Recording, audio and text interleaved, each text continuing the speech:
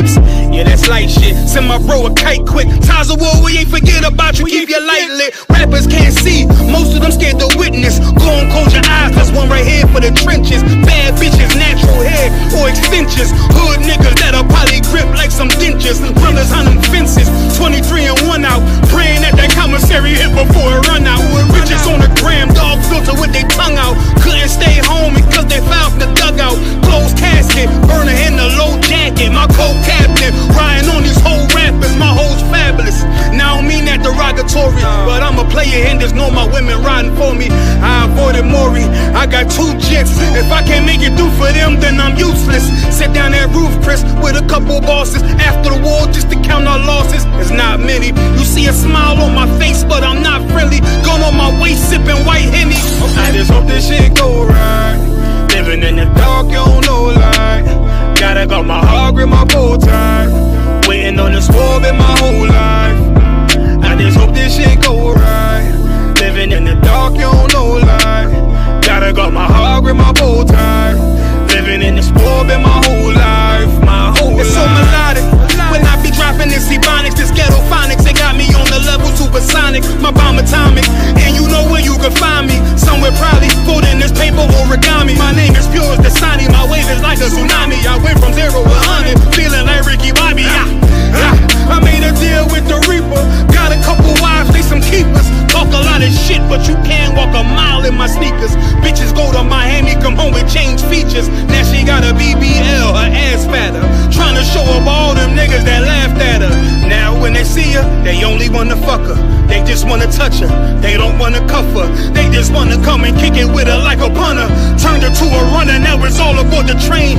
Fenty on her face, but it's not concealing the pain, it's a shame. So I'm in the hood like some rap snacks. I know niggas kill you and your mama for a scat pack. Dark tint, matte black, they do it for half that. Had you like 90s Missy in a fucking trash bag. I'm from Philly, we don't do bank accounts, just cash app. I spit a verse and I just watch the time slow. This that guy flow, this that shit that rappers die for. This that uncut Taha Wall straight from Pablo Escobar. I be at the bar like Moscato. They think it's effort, but no, this that block work. Make the countermeasures, take pleasures, making an op hurt. Lighters in the sky, cause every verse is a concert. My mind work at speed y'all can't fathom. Listen to the words of a champion. It can't, the streets need another anthem. I just hope this shit go right. Living in the dark, you don't know light. Gotta got my heart with my bow tie. Waiting on the squab in my whole life. I just hope this shit go right. Living in the dark, you don't know light. Gotta got my heart with my bow tie. Living in the squab in my whole life. My whole life.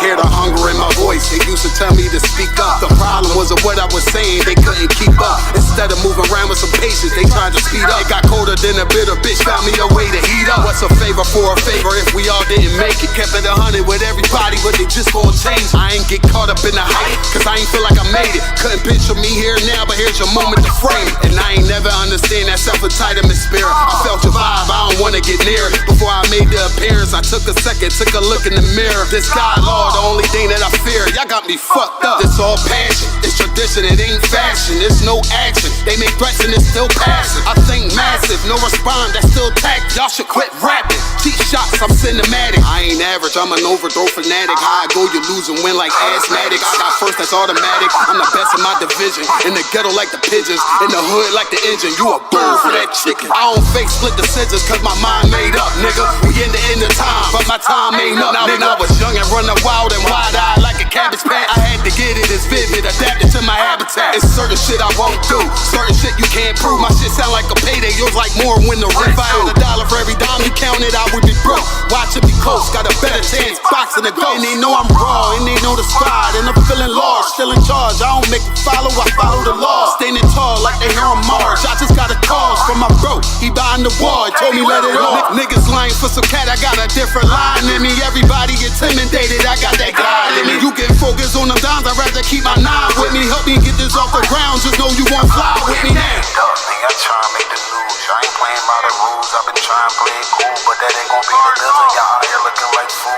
Home and truth, I ain't never had to choose. I'm trying to get beamed up, man, y'all try to make the news. I ain't playing by the rules. I've been trying to play it cool, but that ain't gon' pay the bill. Y'all out here looking like fool.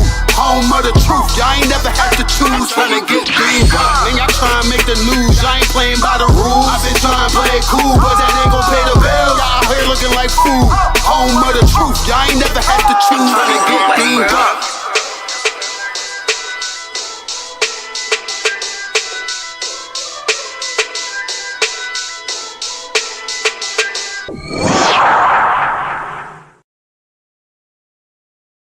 Welcome to Atlanta.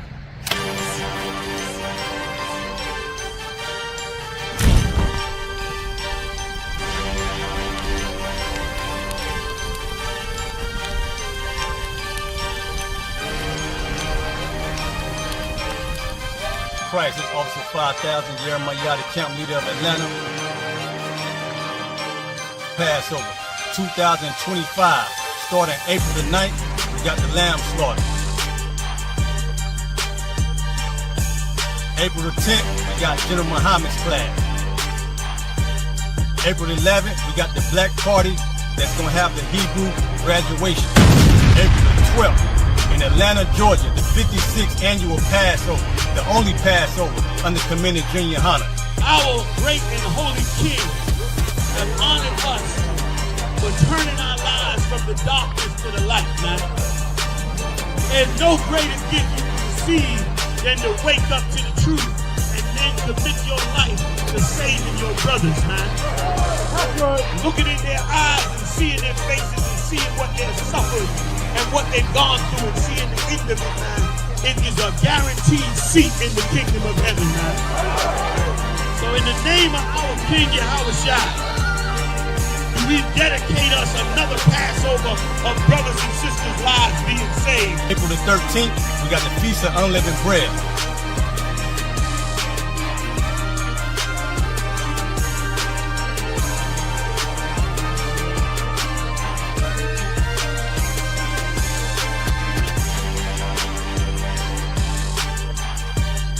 Shalom.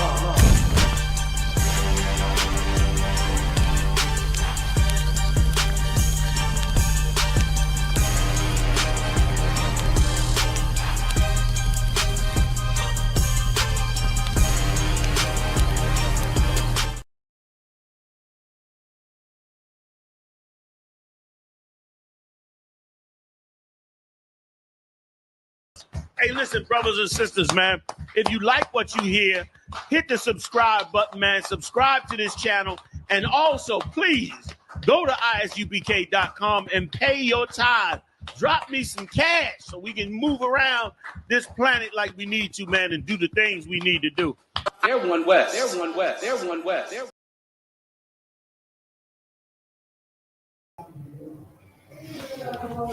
All right, shalom. This is the I.S.U.P.K. I'm the Commanding General Yohana. Started out at 125th Street, Harlem in New York. All right, we're here to teach blacks, Hispanics, and Native Indians who they are according to the Bible. All right, and you know what I'm saying, I want to say big up Lester, and let's give Lester a hand. That's right. All right, let's put a hand together for Lester. All right. So we travel all over the city of England, London, Birmingham, and Leicester, and Manchester. This is where we are, and Gloucester. You know, we're all over the place. And wherever we can find brothers and sisters, we're trying to raise our people up.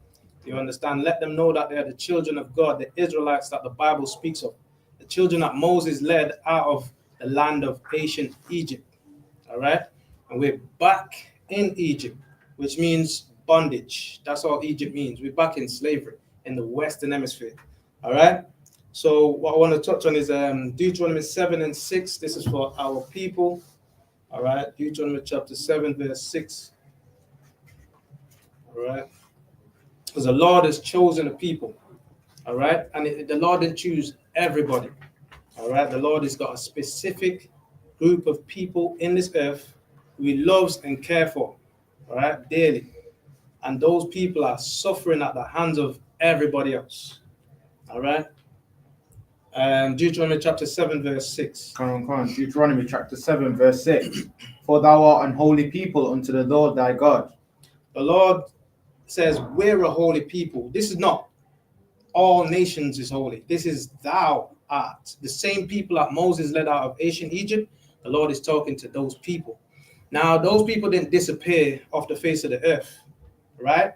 Meaning the descendants of those people is still in the earth still what do you call it? Give me the word. Generating. Still generating. We're still here. We're still here, right? Because we're generating. All right, we're still having children. That bloodline is not gone anywhere. It's still here. It's sitting in the seats right now. And in Leicester, walking around, not understanding who we are. Read that from the top again. For what on your Iraq. Yahweh Shem Yahshua Barakatah. So it's like a question from General Kubala Math. He says, what city is classed today? Leicester. So we're in the city of Leicester today, General. General Kubal. All right. Okay, we're good. Oh, son Christ. All right. So read that for me again, Babu Kashar. Deuteronomy chapter 7, verse 6. For thou art an holy people unto the Lord thy God. So the Lord says we're holy, meaning separate, special, separate. We separated to Him, right? Not like everything is common, right? You got the common fall. Nobody wants a common fall. They want the battery ones that's growing in the cob and the white chip fall, right? The common one is no one wants a common fall no more, right? They want the KFC one, that big fat growing in 6 weeks one. Shalom, sister. All right. For thou and holy people unto the Lord thy God, we've seen separate unto our God. Read on. Come on. The Lord thy God hath chosen thee to be a special people unto himself. So the Lord chose us to be special to himself. So he didn't choose everybody, because then it won't be special if everyone is chosen, right? It won't be special. The Chinese are chosen and the Africans are chosen and all the nations are chosen, then there won't be a special people. But the Lord has a special people. Out the earth, he created all nations, but he chose a particular group of people, and he calls these people special. These are the children that descended from Abraham. The covenant was made with Abraham. Then to Isaac, the covenant was made with Isaac. Then to Jacob, the covenant was made to Jacob. So when Abraham died, the covenant shifted to Isaac. Isaac is still alive. Then the covenant, when Isaac died, then the covenant shifted to Jacob. Jacob had 12 sons.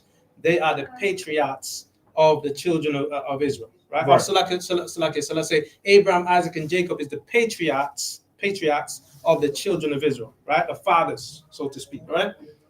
Of our forefathers. These are them. Read on. The Lord has chosen us to be a special people unto himself. Read. Above all people. What? Above all people. So the Israelites, that's blacks, Hispanics, and Native Indians today. Because what happened, we lost our heritage. We didn't know we're the Israelites until we started to understand this Bible. And the Lord showed it to Commanding General Yohanan the 7th heads rather, in 1969, which passed it down to Commanding General Yohanan, right? And now we understand this Bible now. All right. So the Lord is setting up prophets in the earth again in these last days. We're the prophets. All right. We're not just some guys on the street corners. We're the prophets now. We stop smoking. We stop eating pork. We stop, whatever we used to do, and that's unlawful. That's against this Bible. We've stopped. And now we do what the Lord requires. All right. We don't keep Easter and Christmas and Valentine's Day and birthdays. We don't do those because those are against the Lord. Right. So now we keep what the Lord has in this Bible. Now we got a feast coming up called the Feast of which one is it? Purim. All right. We got the Feast of Purim, which is on March the 13th and the 14th this year. We got the Passover, which is same from the days of Moses in the land of Egypt. We got the Passover coming up on the 12th of April this year. All right, that will be the Lord's 56th annual Passover. All right, this is when we've been keeping it from. This is after captivity. Now we're coming back. See, that's what's happening now. All right, the Lord is awakening our people. Read on. Above all people that are upon the face of the earth. So we're a special people above all people. This we didn't make it up. This is what God said. God said this. The Bible, the Holy Bible, holy means separate, special. You can't mix this with any other book. You can't taint this book. You understand? This message, the history, the culture. You understand? And the word is the word of the Lord.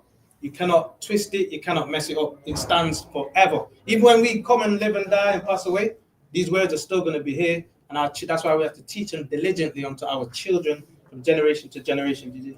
I was just gonna say it's heavy because our whole lives, we as Black people, we never knew that we were a special people. Right. Like we never knew that. We always thought that we're the bottom of society in every kingdom, in every nation that we're slaves under. We never knew that we were actually the special people that God chose. Right. We always look up to the white man. They give us the white image of Jesus, but the Bible says that we are those special people. It's heavy because as Black people, nobody feels like they're special. Right. We have the lowest self-esteem of any nation on the face of this earth because of the condition we're in. But we have the richest history on the face of this earth. Right. And that's exactly what we bring. Everyone, to piggyback off that, everyone wants a piece of that history. God. Everyone wants, and they want the Lord's people. Because if you got the Lord's people, the Lord will bless that place. You understand? So everyone wants to use us, but that's all they're doing. All right? That's all they're doing. They got Chinese in Jamaica now. They're taking over Jamaica. And the Chinese, they say, we have a saying in Jamaica, out of many, one people. Is it really one people, or is the Chinese looking out for the Chinese? Is it really one people, or is the East Indians looking out for the East Indians? Right. In Jamaica? Black people are suffering. Any nation goes in Jamaica, they take for their own people and they look after their own. But when it comes to us, we say out of many one people. Meanwhile, we're at the corner selling some peanuts. You know what I mean? That's sufferation. Right? And we have to struggle to do those things. And that's to send your children to school. And the school fees are like, all right? No sign Christ. All right? I'm going to turn it over to Captain Mashak. All right? Give a hand. Sweat other one. Shalom, how you doing? Yeah, show me outside. Tizakman, you want this one? Yeah, I can go. Appreciate that. So, where you was at, Tizakman? So I was just going over Deuteronomy 7 and 6. Okay. So there was a question? I was just going through who we are as a people. Okay. Did you all have any questions? That's all? No? If you all had any questions, anything you all want to explain, please let me know, all right? Anything you all want to explain, any question you've ever had, please let me know. Please say it. We take any questions at all. Come on, move this side. Oh yeah, go ahead. I got the microphones too, all right? Go ahead. I was gonna say, Slag, if I could, we had a question from Thursday that we had to go into because of the time. Okay. We had a question from Sister Shara Pa. She asks, with what Trump's doing in America, how he's trying to get rid of birthright citizenship. She asked, do you think that that's Trump? He's on his way to try and get rid of Black people out of America. So. Okay, I get that. Here, girl. How about you? Are you reading? I'm also impressed. Man, you got you're growing up fast, young man. It wasn't a few months ago. Baniga was young brother in school. You know what I mean? Well, yeah, just make sure this part facing. All right? Not facing, you can leave it on the Bible or whatever. Okay, so Trump birthright citizenship, right? What do you all understand about the birthright citizenship? All phones on vibrate too, all right? Okay. What you all understand about it? You may have to Google it and see. If I could, sir. Yeah, go ahead. I've seen a class, I believe it was Blackwatch that Johnny did, and the birthright citizenship. Commander Johnny Hanna, sir. It's lucky. And birthright citizenship was actually it's in the Constitution, right? It's put in there because of the slaves. It's an amendment. I believe it's an amendment. It's the 14th Amendment. All right, you could look it up. It's called the 14th Amendment. The U.S. Constitution is a whole list of rules and laws and codes that is the fabric of the society. It's the foundation. Everything from there springs from there. So that's why they say it's within the constitutional right, or it's against the Constitution, which is their framework of laws, right? So now the look up what the 14th Amendment says. Let's look up 14th Amendment. Is it coming up? If you need me to grab it, I can grab it. Is it coming up? It should come up right away. Did you type in 14th Amendment? No, 14th Amendment. That's all you need. Go ahead. The 14th Amendment to the United States Constitution was adopted on July the 9th of 1868. Right, 1868, because slavery was in America was abolished, I think, in 1886. So what about 12 years prior to the abolition of slavery in the Americas, they had the 14th Amendment, which was a change. All right, go ahead. As one of the Reconstruction Amendments, usually considered one of the most consequential amendments, it addresses citizenship, rights, and equal protection under the laws, and was proposed in response to issues related to the formerly enslaved Americans. Right, because all that time you had the slaves being freed at different parts. And we know that the slaves were free, they had to find a place in society for the slave. When before the slave was property like a chair or a table. Now you have to recognize this as a person, or else somebody could just kidnap them and force the slavery back on them again. So in the Reconstruction, meaning how they was going to redo the fabric of America, they added this 14th Amendment. Right, go ahead. Khan. Following the Civil American War, the amendment was bitterly contested, particularly by the United States of the defeat Confederacy, which were forced to ratify it in order to regain representation in Congress. The amendment. Read that part again, so I know who they're talking about. I think it's saying the Confederacy was against it. Go ahead.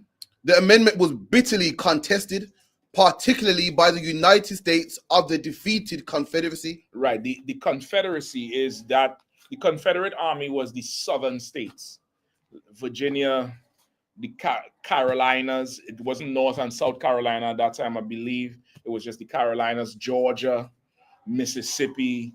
You know, all those southern states that comes to mind with slavery that we know about. They contested it. They didn't want that 14th Amendment because it means they would have to treat the slaves like people.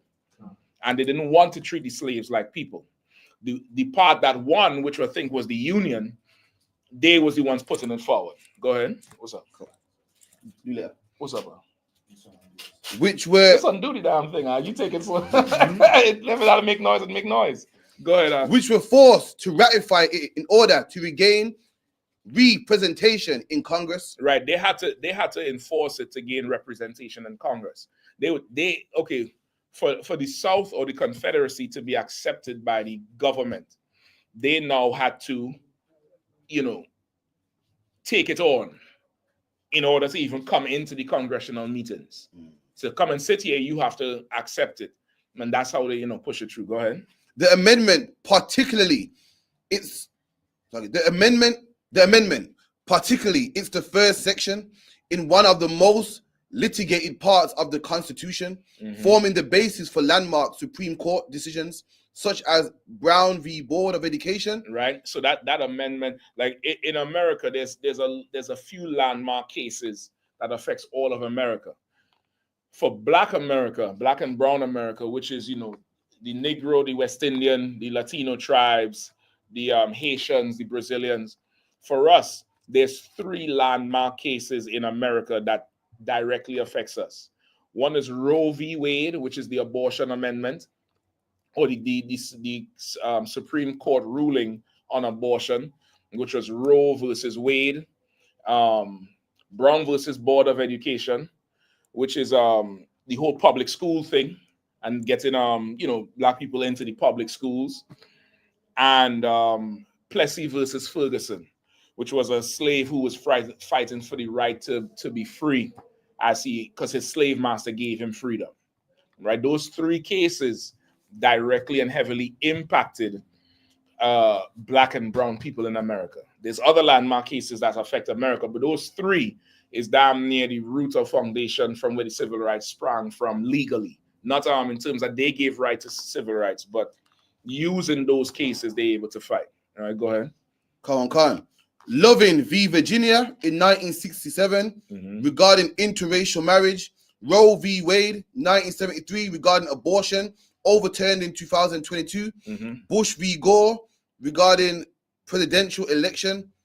Obergefell versus Hodges, regarding same-sex marriage. And Students for a Fair Admission v. Harvard, regarding race-based college admissions. The amendment limits the actions of all state and local officials, and also those acting on behalf of such officials.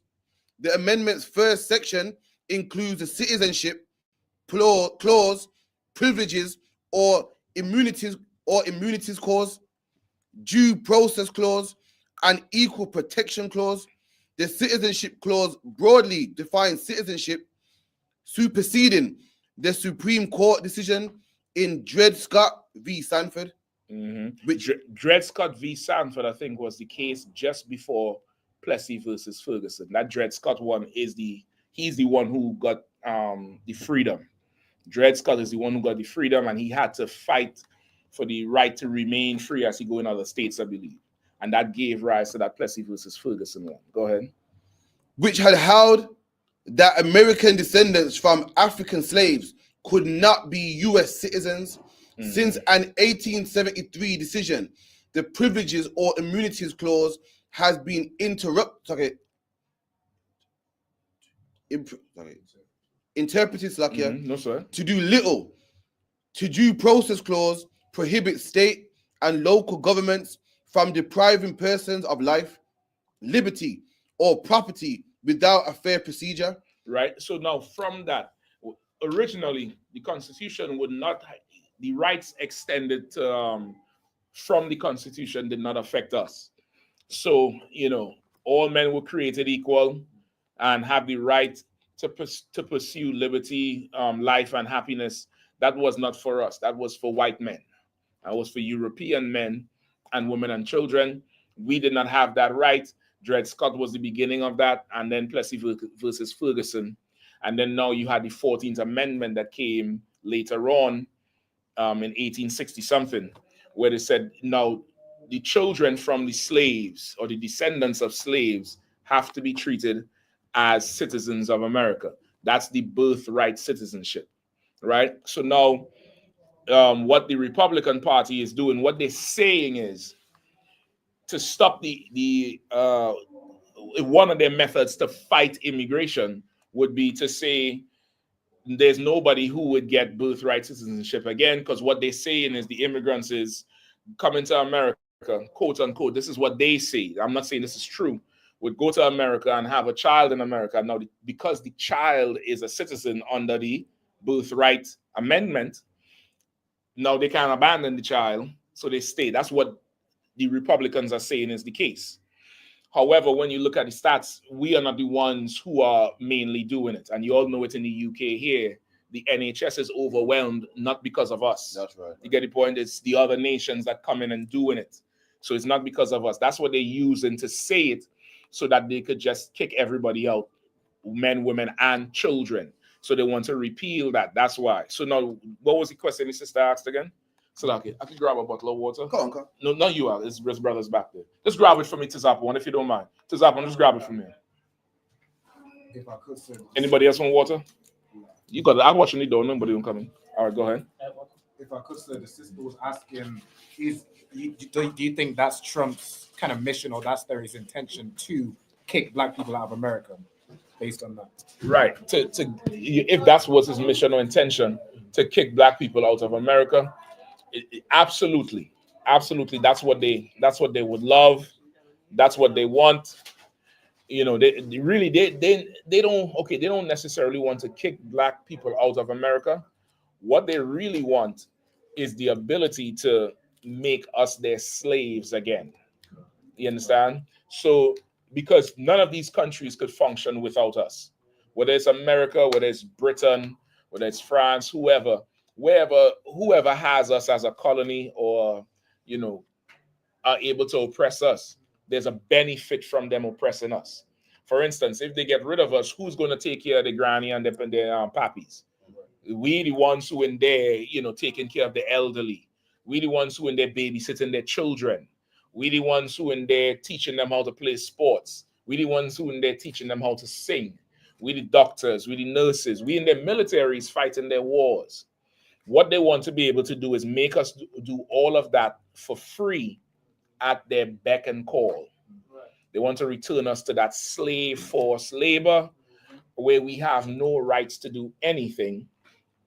And that's how they say they want to make America great again. Right. Making America great again was when we had no rights and we were their slaves and they were the slave masters, and they enjoyed manifest destiny. They enjoyed being in charge because they think it's their destiny to be in charge, and they could just, you know, rape, kill, thief, steal, murder whoever they want, how much they want, and nobody would hold them accountable for it because they're doing it to someone who's not a person, someone who is an animal, somebody who is who is seen as cattle. Like how you could sell a cow and you could make a cow work. You know, you don't care if the cow tired. You'll give it a water break or let the cow eat, but you ain't really care how the cow feel, if the cow having a bad day or not. That bull had a plow. Just plow that field, bull. And you know, guard dog, run them sheep, and you know, work until I say you rest. Like that's what their ideal situation would be for us. And that's what they're trying to set up for. They're working hard at it. It's no longer a theory for these oppressors. This is very much a reality. Looking at Donald Trump, looking at that Elon Musk, who he has in his cabinet, looking at all the executive orders they made, looking at what is going on with Britain, looking at UK, looking at Russia, you could see everything is gearing towards that what they're trying to build there, right? They're really trying to pattern after Hitler. That's really where they're going. They want that pure race that they think is superior, right? Now, this is my question to you. Where is that in the Bible? That there is in the Bible. Where is it? What you live in today is biblical prophecy. It's absolutely in the Bible.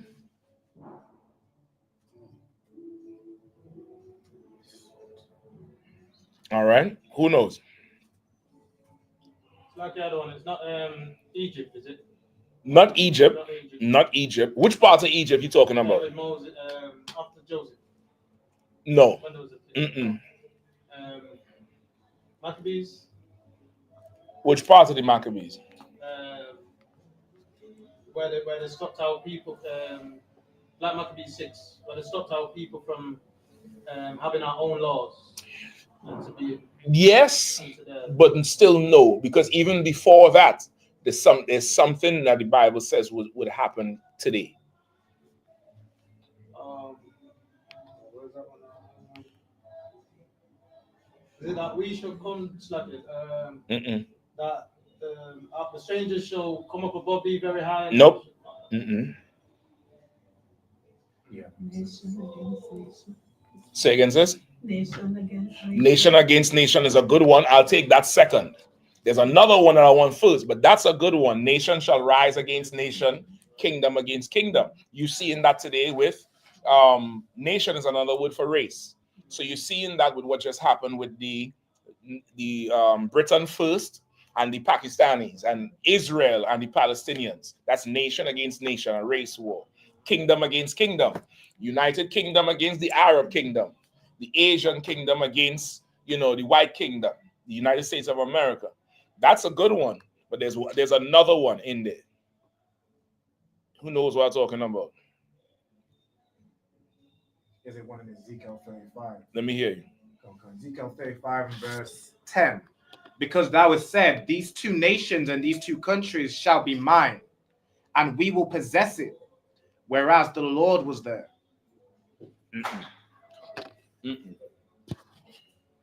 There's definitely another one. Get to you for time's sake. Come on.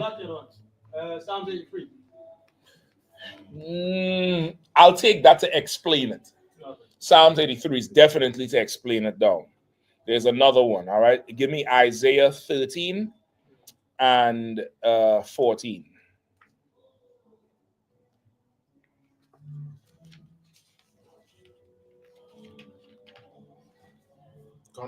Start at 13. Isaiah chapter 13. Yeah, let's get his mic up right here. Go ahead. Chapter Or you can hold the 13, mic verse if you want. 14. And it shall be as... Start at 13. Oh, Isaiah chapter 13, verse 13. Go ahead. Therefore I will shake the heavens, and the earth shall remove out of her place. Right? The Lord said, I will shake the heavens, and the earth will remove out of her place. The heavens here is not talking about the sky. The heaven is a condition. So the heavens would be those places that's high and powerful in our kingdom. The governments, the rich of how the rich live. They would be the heavens, and the Lord is shaking the heavens right now. He also, Joe Biden's son is a crackhead, and he loves prostitutes and have these orgy parties and committed a felony. That's the president's son. You get the point? The Lord is shaking the heavens, the entertainers. The Queen of England, her son was what? A rapist? Or her nephew or something. He raped her son, raped some woman, and they paid him royal money, paid the woman royal money to drop the case. The Lord is shaking the heavens. In times past, you and I would have never heard about these cases. They would have never brought that out. But now the Lord has orchestrated it so that we're hearing about it. And it's true and it's validated. That's right. The Lord is shaking the heavens and moving the earth out of its place. How things used to be is not how they are now. That's right. It's the whole thing is out of place. Go ahead. In the wrath of the Lord of hosts, and in the day of his fierce anger. Verse 14. And in the wrath of the Lord of hosts and in the day of his fierce anger. And we in that day. We in the day where the Lord is angry right now. In his fierce anger, the Lord is starting to visit this earth. He's visiting this place. He's shaking up things. Go ahead. Verse 14. And it shall be as the chaste roe. Chaste roe. And it shall be as the chaste roe. Right. A roe is what? A deer. Right? Or some type of animal like that, right? Yeah, deer. A chaste roe, meaning what? You ever try to chase a deer? The longer you chase, the further the deer get away because it runs so fast. It shall be as a chaste roe, and that's how people are today. People are chasing something that is progressively getting further and further away from them. They don't know what they're chasing in the first place, and they can't catch it. It shall be as a chaste roe. Who keep reading? And as a sheep that no man taketh up. And as a sheep that no man could take up. No man could get this sheep. From the time you put your hands around it, gone again. And that's what people are looking for today. They're groping in the noonday. They can't grasp what's going on. That's how it shall be. Go ahead. They shall every man turn to his own people. They shall what? They shall every man turn unto his own people. They shall what? They shall every man turn to his own people. They shall every man turn to his own people. At one time, the earth was a big melting pot. Everybody loved one love. Call about a one heart, one love. Yeah, all that nonsense is gone. Bob Marley sang nothing but for white people. He was a white man. He was the son of a white man. What he did, he grew up being a reject from his own people because his father was a white man from England. His father's people rejected him. He has a whole family in England that rejected him. He came to England when they was beefing with Peter Tosh and them to get money from the family to continue making music, and they rejected him. So he stayed with us and stole the essence of the tribe of Benjamin. He stole our music, stole our culture, and of course, the original was Bob Marley and the Wailers. The Wailers wasn't his group. That's Bonnie Wailer's group. Peter Tosh teach him everything he know. But yet still, every beast love his kind. So the white producers favored Bob Marley over everybody else because Bob Marley sang something that white people could resonate with, which is let's love each other after you done beat me for 400 years. You know, let's come together and feel all right after you done raped my 4 parents and lynched my mothers and set them on fire. After that, yeah, let's come together now. Right. No, we ain't coming together at all. That's right. The Lord will not let us come together. Right. You get the point? Every man will turn to his own people. That's what's happening. We the last. We still trying to love everybody. Right. Meanwhile, the Pakistani turn into themselves. That's right. The Palestinian turn to themselves. That's right. The Jewish man, the Israeli, turn to himself. The white man turn into himself. The Chinese turn into himself. Everybody is turning to themselves. Read that last part again. Every man. They shall every man turn to his own people Uh-huh. and flee everyone into his own land. That's what's going on right now. And that 14th Amendment is part of it, because they done took the land from the Native Indians and now they want it back. And they turn into their own people. Right. You get the point? Ain't nobody black in Trump administration. He ain't point near one brown skin. Nothing. He ain't care about nothing. They turn it into their own people. We in this time, we need to turn to our own. That's right. We don't love our own enough. We don't value our own enough. And our own is all we need. That's We need to turn to ourselves, turn to the Lord. We will be undefeatable. Nobody will be able to do anything to us. Like the future of the earth right now with Trump in charge, because Trump is in charge of the world. Once you're in charge of America, you run the entire planet, right? You're in charge of the whole globe. America is the capital of the world. They make decisions on who eats and who doesn't eat. They make decisions on if you live or if you don't live. Trump runs the earth.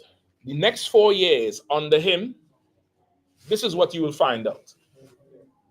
You'll find out, I'm to Wabak, you'll pass it on to everybody else, all right?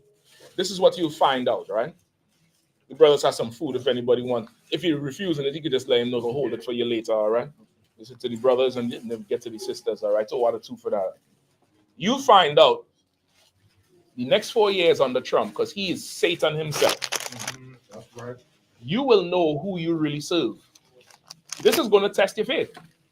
And there's so many people scared today and worried and very much, concerned about how they're gonna, how they're gonna live and what's next for us. And they're concerned so much. What does this mean for us? It ain't mean nothing that it didn't mean last year. Right. The problem was you thought you could join together with your oppressor last year because he let Obama, a brown face in the White House. Or he let some woman who they say was a West Indian, who is not West Indian, she's East Indian, or a white woman named Kamala Harris. Or if you're in Britain, who is this in Britain? You have Dave Lamy up there in the politics, and you seen a brown face, and you think that racism has an expiration date. You think, racism in 2024, 25 in England? Hell no. You must be daft. No. It's good. As long as there's a race, there's going to be racism. That's right. And as long as there's different nations, there's going to be competition. That's normal. They tell us it's not normal, and that's why we lose. You don't have to be like them and do the illegal, immoral things, but you should be like them in loving your own nation more than anybody else. That's right. You should be like them in preferring your own nation more than anybody else. You should be like them in spending with your nation first. You want food, you go to your people for food. You want clothing, go to your people for clothing. You want water, go to the little grocery store on the corner. It might be a little more, but you paying for his children to go to school so they could grow up to be doctors and lawyers to serve you later, versus wanting a cheaper price, so you go into the Asda and the Aldi's and paying for their children who growing up to be a doctor that hate you and talking to you any old how, and being a lawyer that hate you and is good for their nation. Like, we have to start to prefer each other. That's right. And we don't know how to prefer each other. And that's why the Israelite school at I.S.U.P.K, we follow Christ. Christ teaches us how to prefer each other. That's right. Even if in the beginning it's expensive and it's hard, over time you'll have a nation. In one generation, you could have a nation now. In one generation, you'll have what you need in society if you do it. So just in short, what the sister question is, that's what's really going on. Every nation is turning to their own. Every man is turning to his own people, and is no longer this big love pot of, just everybody together and equality and all that mess. You have to turn back to your own people now. That's what it is. Trump and them doing it, instead of getting worried and scared, how about you look for the black and brown areas to turn into? Right. How about you look for that? You get the point? All right. Any other questions?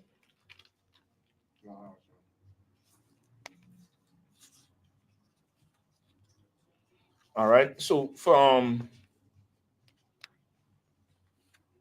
all right, so we'll go into the topic if there's no other questions. If anybody have any questions at all on the Bible, just raise your hand, or in anything in general, just raise your hand, all right? If I could. If I could, sir, could I get a breakdown on Psalm chapter 44 and verse 8? Okay. I believe it's King David talking about how the Most High has turned his back on us. But if I could, I just wanted to get a bit of a breakdown on the reason why it's worded the way it's worded. It is from around verse 8 through to around 24, but you kind of get the point reading through the other. Yeah. All right, let's go. Psalms chapter 44, verse 8. In God we boast all the day long and praise thy name forever. Salah. Verse 9. But thou hast cast off and put us to shame, and goest not forth with our armies. Thou makest us to turn back from the enemy, and they which hate us spoil for themselves. Go ahead. Thou hast given us like sheep appointed for meat, and hast scattered us among the heathen. Thou sellest thy people for naught, and dost not increase thy wealth by their price. Thou makest us a reproach to our neighbors, and a scorn and a derision to them. Derision to them that are round about us. Thou makest us a byword among the heathen, a shaking of the head among people. My confusion is continually before me, and the shame of my face hath covered me. For the voice of him that reproacheth and blasphemeth by reason of the enemy and avenger.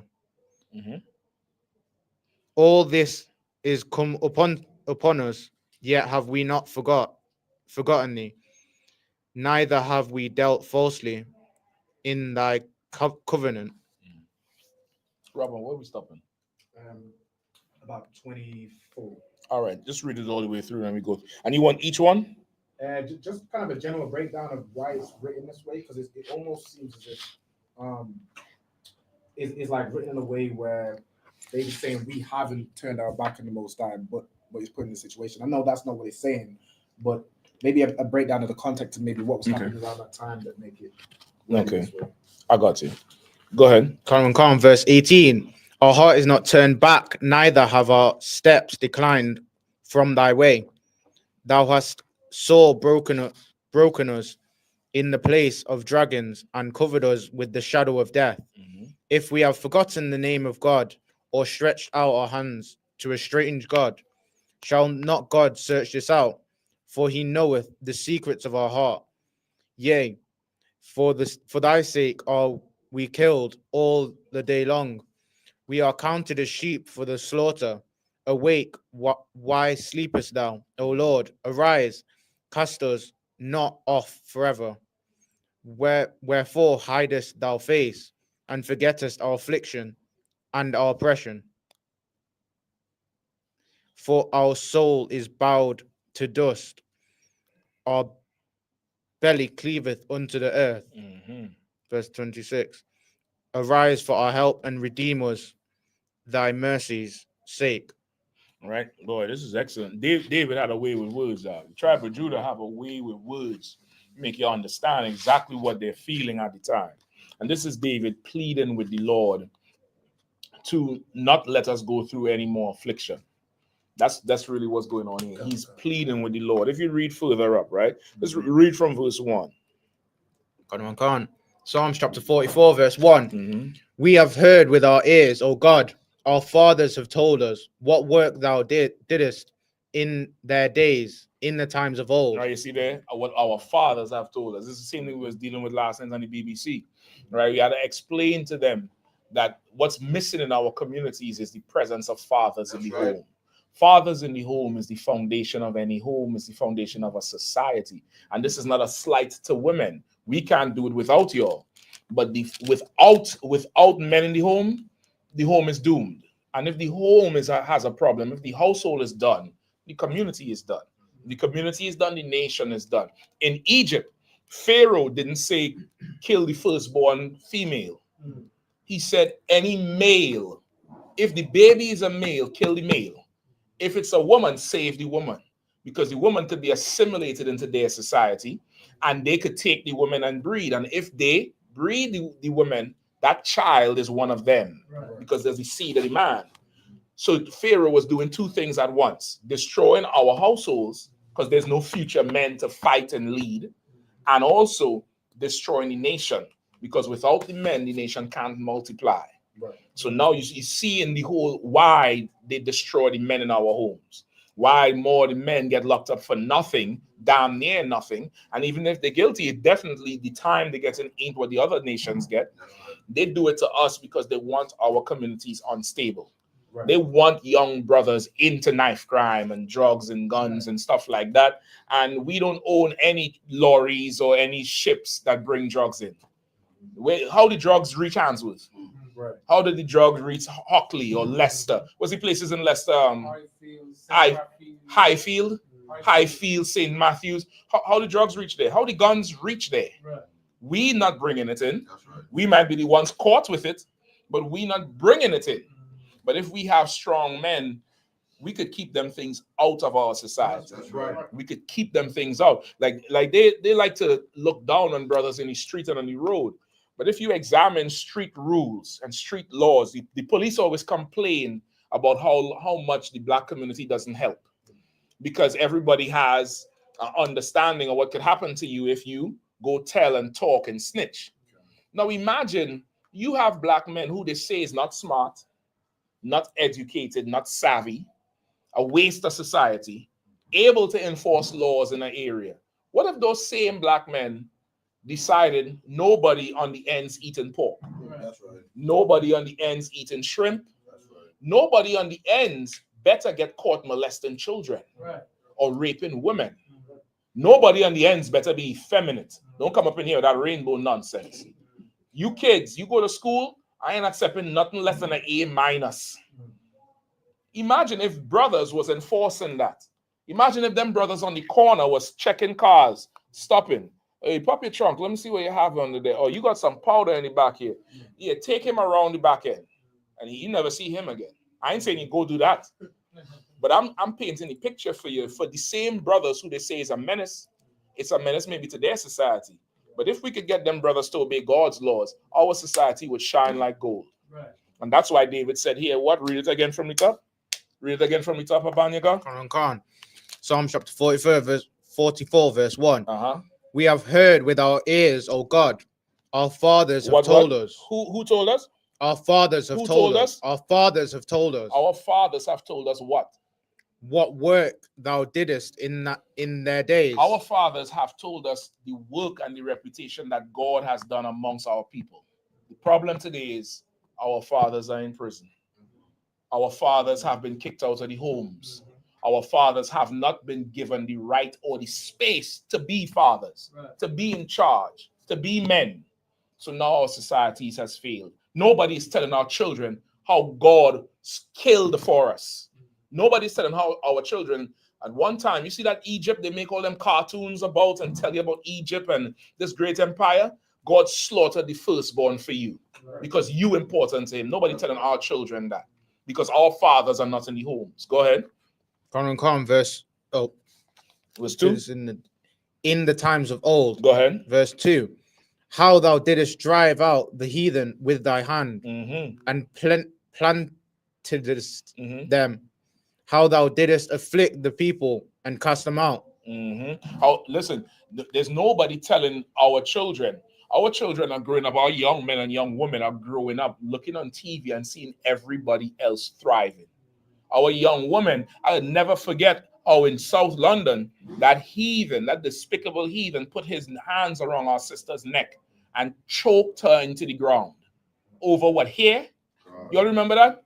They just showed it on TV with some East Indian. He in the shop, he think the sister stealing. She come to exchange the hair. He decides to put her in a chokehold. Now, this is on our ends. They in our neighborhood selling us our products. That's right. You needed your father to tell you what? Read it again. Verse 2. What? Verse 2. How thou didst drive out the heathen with thy hand and plantest them. How thou did afflict the people and cast them out. We needed strong men to tell our people, you turn to the Lord and the Lord would cast out these heathen from the ends. Right. That's right. You put strong men in place. With the strong men would tell the nation, you turn to the Lord and he will cast out the heathen and plantest them. He'll put them somewhere else. Or put them in what is the plant?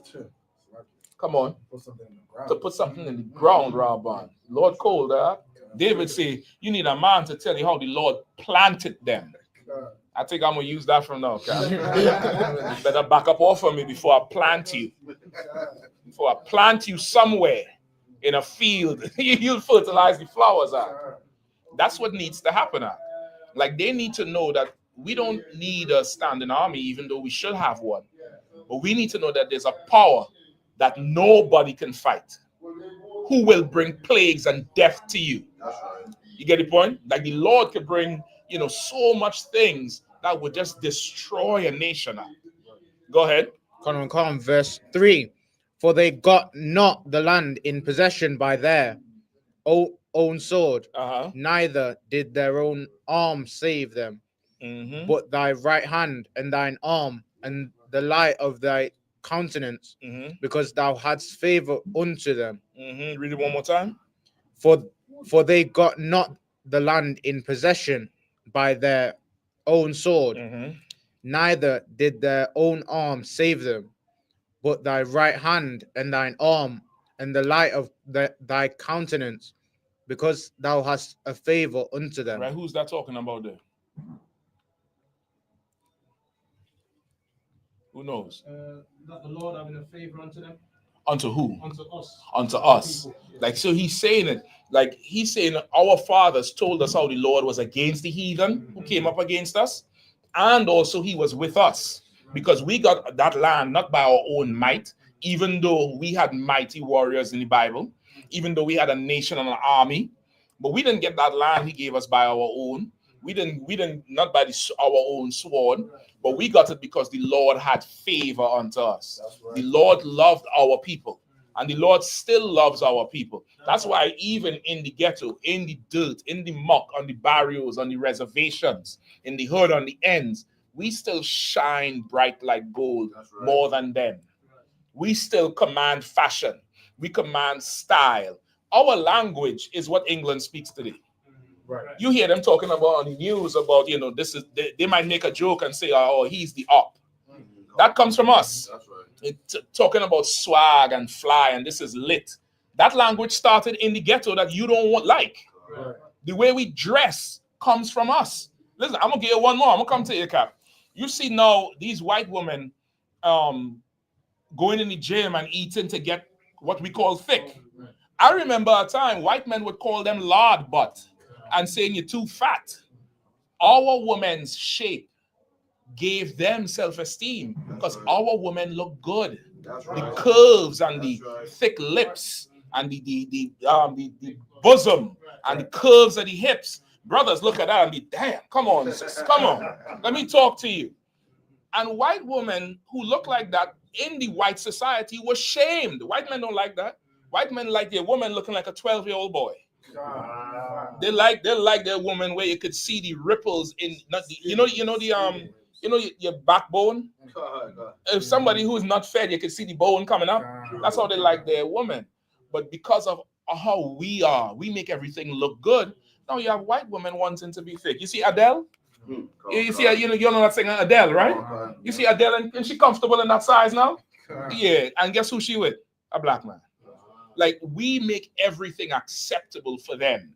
Without us, they wouldn't have nothing. Go ahead, Cap. You hand him the mic there. Yeah, what you're saying is heavy because we even mispronounce words because of our accent, and now it's official. Like people say ting nowadays. Oh yeah, that girl over there, that goes up a painting, or she's like ting is not a thing no more. Right, ting is ting official. You don't say brethren. You say whether you're white, black, Chinese, it's my brethren. My brethren. We mispronounce words, and they like it. It's style and fashion. The way we talk, everything about us is such the spirit of the Lord, because the Lord is with us. The Lord favors us, and just like any father who does not have his children, the Lord is angry at. He wants his children back. And not only does he want his children back, he wants his children to love him. That's right. Like any father, there's no father who doesn't love their children. Even the fathers who not in the homes. Let me tell you children something out there. What the white man did to us was very diabolical. He done separated our families, and he done convinced our women to go against the men. And so more in a lot of cases, women poison the children against the father. Right. Your father is not in the home because he don't love you. Your father is not in the home because the white man is the devil, the Bible speaks of. Right. Your father is not in the home because your mother, she's not the best person to be in charge, and she believes all his propaganda, and she thinks she can use you to control your father, and your father is a man. He'll not be controlled by anybody but God. And rather than stay in the house and be belittled and emasculated, he will leave. He will leave for his own masculinity. But his heart is torn because he doesn't have you. He wants his children. He wants his family if he could have it. But there's no man on earth that doesn't love their child, and that comes from God. God loves his children, and God would bring plagues. People look at earthquakes and floods and say, damn, oh God, how could you do this? If your child was kidnapped and you couldn't see your children, and then when you see your children look like somebody else and calling themselves somebody else's name, and then say, you not my father, the Arab God is my father, or the white man God is my father, you would tear up the place too. That's right. You would tear the place down too. So when you see the Lord bring earthquakes and plagues and famine, just know that's a parent who wants his children back. Right. And he'll not stop shaking the place until he gets his children back. Let me get some more. Verse 4. Thou art my king, O God. Command deliverance for Jacob. Through thee we will push down our enemies. Through thy name will we tread them under that rise up against us. And that's how we are. We follow after Christ, man. And Christ said, man, you trust in the Lord, brother. The Lord will become an enemy to your enemies. The Lord will become an adversary to your adversaries. And through him, brother, we done did many works, and we'll trod down our enemies through the spirit and the reputation of the Most High in Christ. And we go from city to city, nation to nation, country to country without fear, because we operate with the Lord. We obey the Lord. So whatever Trump wants to do, I don't give a damn. I don't give a. He could deport us to all one country. We'll build that country, and it'll be the best country in the face of the earth. Right. How do I know? Because we built Britain, and Britain is the United Kingdom, big bag UK. We built America as the most powerful country in the face of the earth. You want to lock you up? Guess what? Just lock me up with a Bible. Right. Just put me in a cage with more niggers and spicks and wetbacks and a Bible, and I'll raise an army in prison. I don't care where you put us, and that's where we have to go. Don't live in no fear, man. You're going to fear executive order. You're going to fear some 76-year-old man. Old man? What can he do to you but put writing on a piece of paper? You could go have sex with a black woman and create the fastest man on earth. That's right. You could go have sex with a black woman and create the most beautiful woman on earth. You could make children that will surpass everybody. What he put on a piece of paper, how could that bother me? That's right. In fact, he's writing the paper because of what could I do. He's the one that needs to be afraid. That's right. Not you. You trust in the Lord. Now, for the next 4 years, I'm going to see how much of you all really trust in the Lord. Right. I'm going to see how much of you Christians and you Muslims, where your God going to help you. I know my God going to help me. That's right. I know he going to stand with me until death. Keep going. Verse 6. For I will not trust in my bow, neither shall my sword save me. Right? I will not trust in my bow or my sword. The bow for the bow and arrow. And the sword. Like what we do, we don't trust in our arms and what people carnal in the world think. Like, numbers and, weapons and I don't have this. David killed Goliath with a sling and a stone. That's right. A sling. And really, he just killed Goliath with heart. He wanted to go out and then do it, and the Lord did it. So it don't matter what you have. You have to want to serve the Lord and obey him. You obey him, brother. You will speak, and somebody will drop dead. That's right. You will speak on it, and it will happen. They will rise up against you and wouldn't be able to do a damn thing, and you tell them it to their face. But you're going to have to stand with the Lord. If you're worried about Trump and executive orders, or Keir Starmer and Brexit and the EU, or the Palestinians on the top of your street that want to convert you to Islam, and because it's 100 of them and one of you can't tell them, go throw that rock in the river they worship. If you can't do that, brother, then you're going to be a punk to these slaves and sisters. You're going to be there. You're going to be a slave to these oppressors. But if you stand with the Lord will make all of them serve you. That's right. He'll make them all serve you. Let's keep going. Verse 7. But thou hast saved us from our enemies and hast put them to shame that hated us. Come read that again. Huh? But thou hast saved us from our enemies and hast put them to shame that hated us. Like they hate us, and there's no question in that. They absolutely hate our people. Our people in England, I'll never forget, the brothers told me the story how in England, just after the Windrush generation, where those white cops used to do something called packy bashing. Right? Everybody know about that. And our men would go out there and fight the cops for them. Now that is some hero shit. Give those soldiers a hand, brother. That generation of black men that sought, say again? Oh, you was one of them. I was one of them. Give him a hand. The older brother in Leicester right here. You mind if we put you on camera? It's okay. Listen, just turn the camera. Let the nation see. Cap, if you don't mind, you could do it. No sweat. Or if you're on TikTok, show it on TikTok too. Just show the both of them. Right? This is one of the brothers here who came from that generation that would go out and fight the cops on behalf of the East Indians and the Pakistanis. Yeah. Now, since you did that and put them in a certain position, now they're in position. Yeah. Do they do the same thing for us? No. No problem. But God sees it though. God saw what you did. That's right. And God will repay it. Go ahead. And in this here, we had what was called the Black Power Movement. Mm-hmm. We had an address, and it was the headquarters for our civil rights movement right here in Leicester. And this place we have here today is a continuation of that. So the fight has been going on, and the fight is still going on today.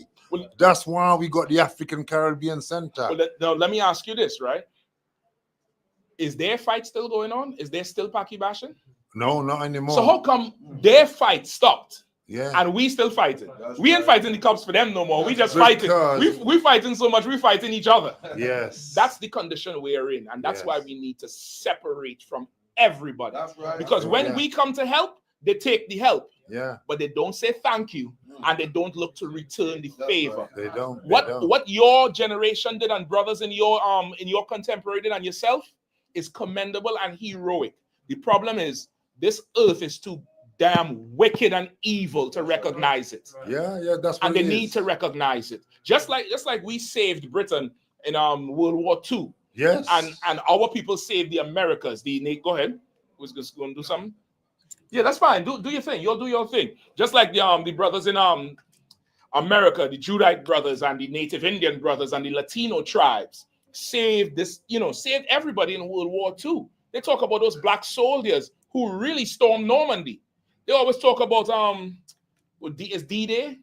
That's what they call it, D-Day, when they stormed the beach in Normandy. Yes. A lot of black people did it and overcame the Germans and the French and all of them. And they don't give us our just due. There was some right here in Leicester on Abbey Park. Go ahead. You know Abbey Park. The pictures are right out there. Right. So when you see, as you walk out there, you'll see some pictures.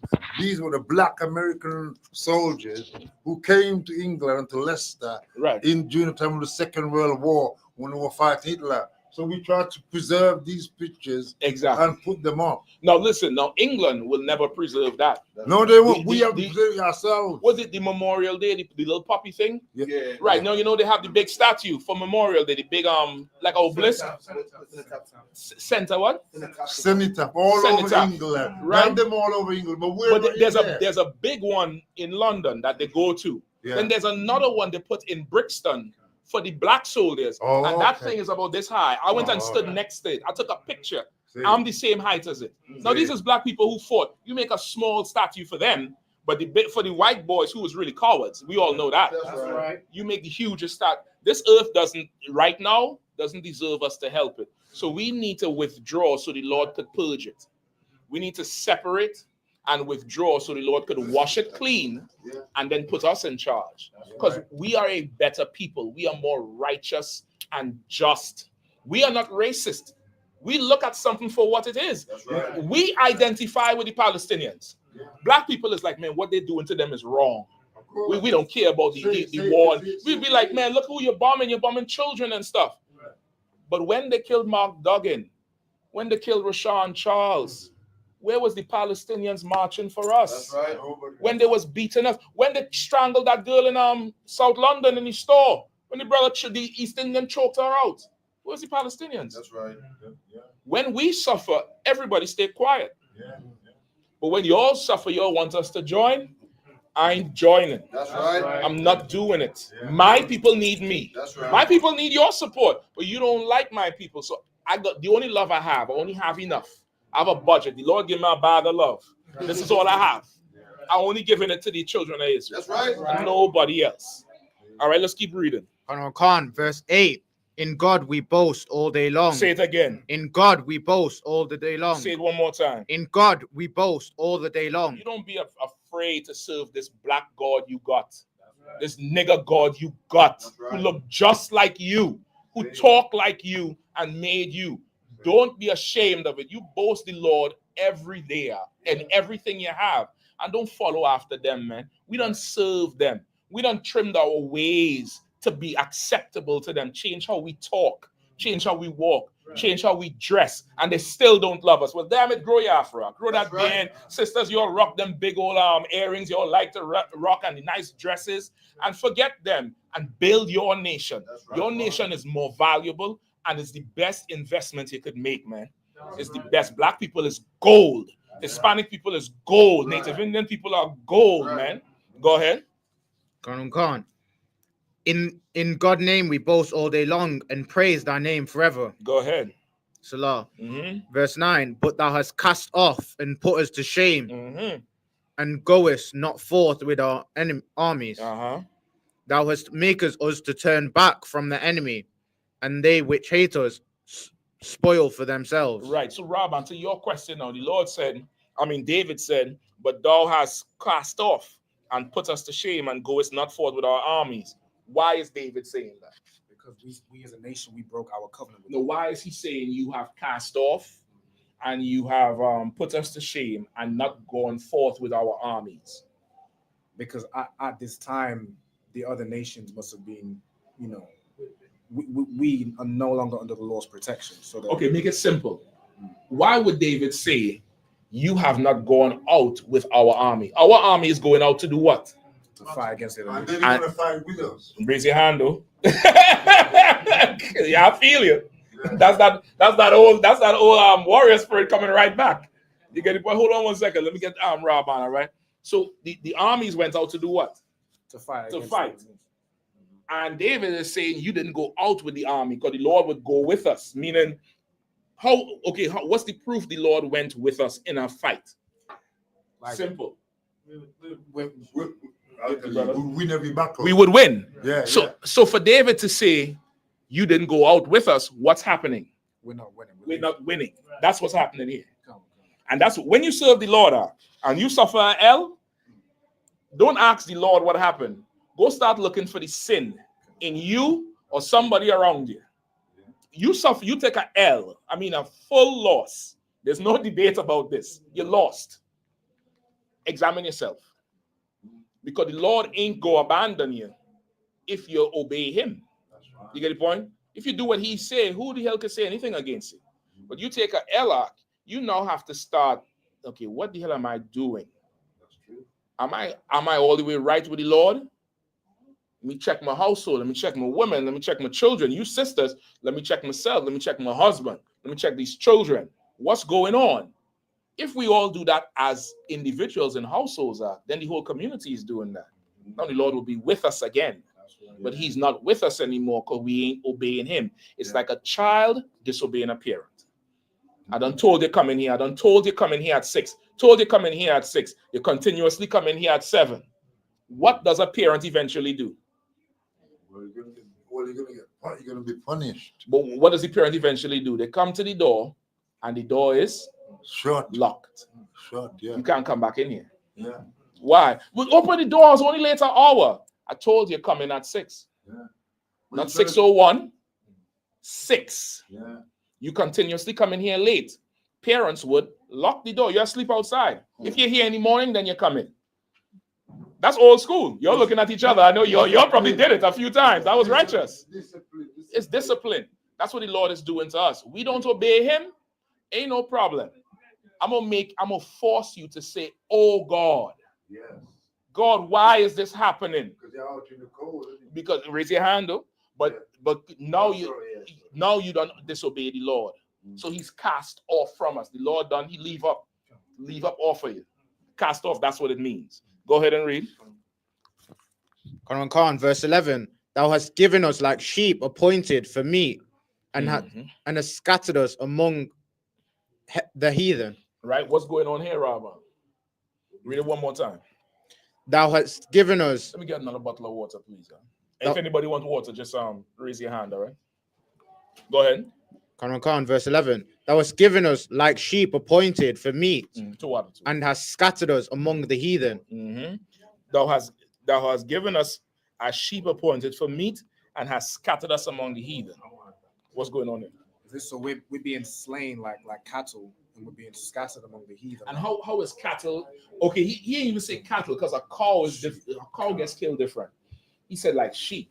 So a sheep more accepts being unalive. Like it's a sheep is going to walk to the abattoir. A sheep doesn't kick or fight or do nothing. One sheep goes straight, the other sheep follow. The Lord, David is saying, you done made us like sheep to the slaughter. And isn't that how we are today? Yeah. Hold on. Pass the mic to the brother. Say that one more time, brother. Sometimes we're following the wrong thing and we don't know. That's why we're following like sheep. That's what we say. Well, no, we do know. Oh, okay. Sheep do know. They're seeing what's going on. Right. But they're sheep. The Lord made them like that. The Lord made the sheep to follow the shepherd. Oh, okay. And at some point in the sheep's life, what is supposed to happen? Well, he's supposed to know where he's going. No. The sheep at some point, anybody else want to take a shot? A shepherd has sheep, right? He's raising a whole herd of them. 300-400 of them. At some point in the sheep's life, what happens? Go ahead, Cap, you can turn the TikTok on them and no Cap. Go ahead. At some point in the sheep life, it's gonna die. It's going to die. That's what he was made for. Right. What do you think I'm feeding in this grass for and sleeping out under the stars to fight off bears and sheep and wolves and lions? Because at some point he's going to get his last haircut. That's all the wool we get it, right? At some point, I'm going to make lamb chops. And the Lord made the animal, the sheep, to be obedient to that shepherd. Right. The problem is, our shepherds, who are religious leaders, they done made a deal before time and are selling us off to other nations to do God knows what with. That's what's happening to us. You get the point? That's why David is like, you done made us like a sheep to the slaughter now. Like we no longer fighting. We just going to die. No, we scattered amongst the heathen. And ain't we scattered? Yeah. Right now, the Caribbean is owned by who? Chinese. Yeah. Say it again. The Chinese. Next time, raise your hand, all right? Yeah. But the Chinese own the Caribbean. Right. They own Jamaica, they own Trinidad, they own Barbados, they own Mexico, they own South America, they own everywhere. Come on, brother, had something to say. Go ahead. Yeah, because even on my small island of Barbuda, the Chinese are there because it seems like they want to do exactly what the Europeans and Americans did by when they went into Africa and took us and took all the gold, the silver, and all the mineral wealth. But they want to do more or less the same thing to be able to be bigger than America. That's exactly what the Chinese are doing. The Chinese started a program in 1990, pass it back to Habanika, like 1990, I think. You could look it up. When did BRICS start? BRICS is Brazil, Russia, India, China, and South Africa, right? The BRICS alliance, which is they want to become the new US, the new America. They want to be in charge of all the oil. And it's fine. It's good to want to be in charge. The problem is we never want to be in charge. We just rather follow. Because being in charge means two things: work and accepting responsibility. And Black people, Hispanic, and Native Indians, I have a qualm with us. We don't want to work and we don't want to accept responsibility. We want somebody else to blame, but we never want to blame ourselves. These brothers in here, we blame ourselves for our neighborhood. That's why we on the street corners teaching. That's why we travel and go everywhere teaching, because we know it's our fault and we got something to do with it. And part of it being our fault means we had to put the charge the white man as well, because he's facilitating it all. He's facilitating. So we identify the problem and we are the solution. You get the point? But that BRICS empire is trying to take over. And China, when did it start? 2006. 2006, they formed the alliance. Google for me, when did China devalue their dollar? There was a year China went so low, it was the lowest dollar in the earth. The yen was worth nothing. Come on. I think it was before that. What was it? What did they devalue it there? Let's read it out. So read it out. It says the People's Bank of China devalued the Chinese yuan, renminbi. Yen. Yen. It looks like yuan, but it's yen. Yen. Towards the end of 2015. The devaluation was a result of the central bank's inability to maintain the exchange rate after selling almost 25% of its reserves in just over a year. So the first devaluation marked most of the significant drop in 20 years, knocking over 3% of the value against the yen. Prior to devaluation, China's currency had appreciated 33% against the US dollar. It had what? It had appreciated. Appreciated. But I think you're looking up somebody else devaluing that. No. Right there. The first thing you read. Just get rid of that. Yeah, the first thing you read there. You said somebody devalued it. The People's Bank of China. The People's Bank of China. But before that, they appreciated more than 30%, right? Okay, you look it up again. China, long, I think before this, could be late 90s, they started devaluing their yen. Meaning what? Instead of, let's say, for instance, it was 100 yen to $1 US, they devalued it lower, so it would be like 500 or 1,000 yen to $1 US. Right. What that did was gave China the ability to underbid on worldwide contracts. So it was a move. Raise your hand up. So it was a move. They moved like that because they saw some kind of a progress in devaluing the yen. Okay, they made that move. It was a strategic move that not everybody could do. Only places like China could make those moves, because China is one of the most homogeneous countries in the world, meaning they have something like 98% their population is Chinese. Nobody else is there. True. The Koreans is like that. Japanese is like that. The East Indians is like that. Not everybody could do it. To make a move like that, everybody has to be on board. Right. We're going to suffer for a time, but over time, we're going to build. Yes. And that's what happened. China devalued their dollar so low, things would have gotten more expensive in China. However, on worldwide projects, China could bid high, it would still be cheaper than the competition who's bidding. Right. So now let's just say there's a contract worth $1 million, the expense of it. People would come and bid what they think they could do the contract, what it would cost them to do the contract and make a profit. So let's say France say I could do it for 950,000. Spain come and do it for 800,000. China say, I'll do it for 1 billion yen. But when you transfer that, because they devalue their money, it's big money for them. Yeah. But when you transfer that, that's probably about 250 British pounds. Yeah. They're gonna win the contract. Still, And that's why China is building the toll road in Jamaica.